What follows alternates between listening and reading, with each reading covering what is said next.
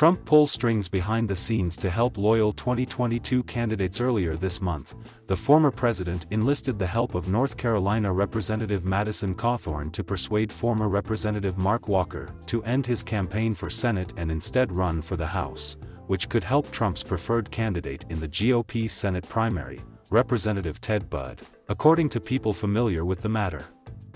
Trump has also had conversations in recent weeks with MAGA-aligned Republicans who are considering challenging GOP governors with whom he has grown disillusioned. The former president urged former Georgia Senator David Perdue to run against incumbent Governor Brian Kemp, who resisted Trump's efforts to overturn his narrow 2020 loss in the state to then-candidate Joe Biden. And he has been receptive to the prospect of Alabama Senate GOP candidate Linda Blanchard challenging Alabama Governor Kay Ivey. The notoriously vengeful former president has told associates he blames Ivey for a decision by the USS Alabama Battleship Memorial Park Commission earlier this summer to prevent him from holding a July 3 rally aboard the retired World War II battleship. Ex-presidents usually leave the limelight after leaving office, refraining from inserting themselves in their party primaries. But a person close to Trump likened the former president to the mob patriarch Vito Corleone in the Godfather movie for his efforts to retaliate against Republicans who criticized him for inciting the January 6 insurrection at the Capitol or for voting to pass Biden's $1.2 trillion infrastructure plan. Trump has been pulling strings behind the scenes and guiding candidates in the right direction, this person said. U.S. Senate seat in North Carolina. Cawthorn, a 26-year-old congressman who has positioned himself as a Trump acolyte on Capitol Hill, endorsed Walker's Senate campaign in February, 4 months before Trump surprised attendees of North Carolina's GOP convention with an endorsement of Representative Ted Budd. But at Trump's request, Cawthorn recently called Walker to urge him to run for the House rather than continuing to challenge Budd in the GOP Senate primary, according to people familiar with the matter. Recent polls have shown Walker trailing Budd and former Governor Pat McCrory, another GOP Senate candidate, and Budd's supporters think that he could gain on McCrory if he doesn't have to split votes with Walker.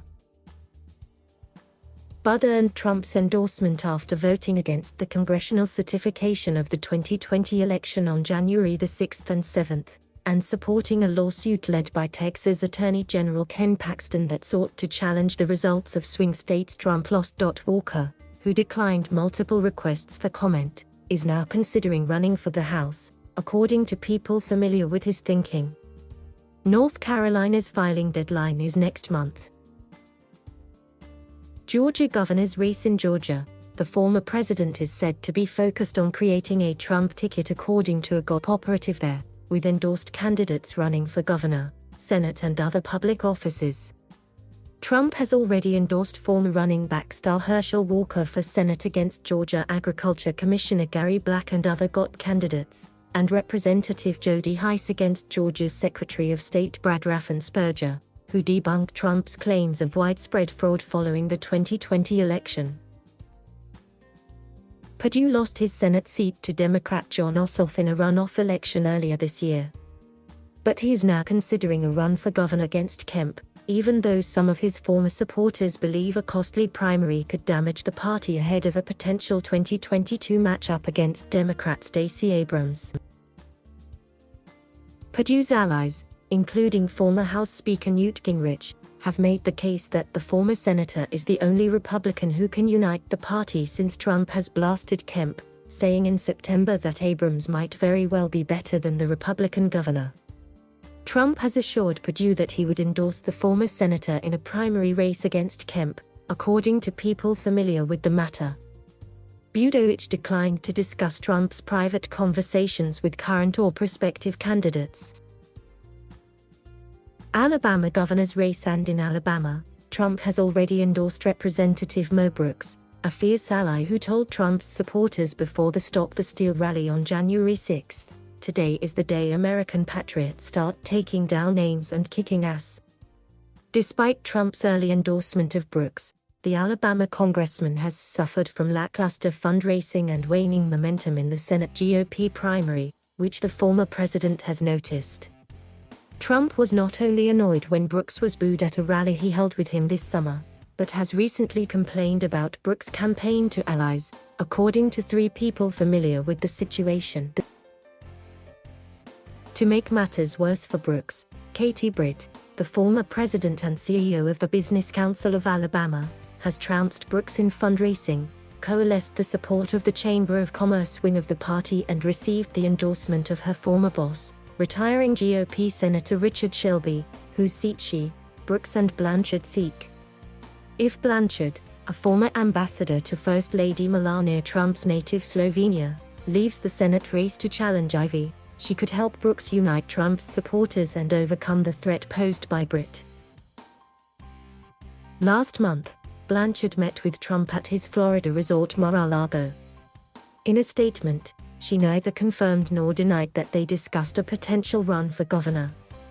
"It was my honor to be appointed by President Trump to serve as his ambassador, and I will continue to support the president and his America First agenda," Blanchard said.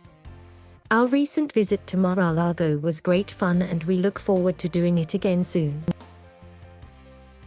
Republicans prepare for next year. The sharp rise in consumer prices, recent supply chain shortages and Biden's weakened approval rating has left Republicans feeling confident that they will regain both the House and Senate in next year's midterm elections. But some strategists worry that Trump's desire to relitigate the 2020 election could force the party to elevate candidates who look backwards and embrace his dangerous falsehoods, rather than focusing on the most pressing issues facing voters.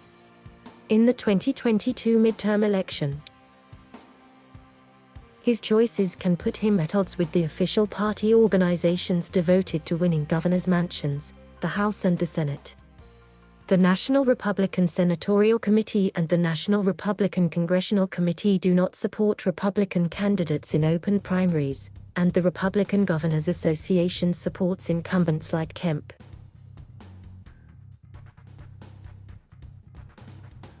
Thank you for watching. Please subscribe.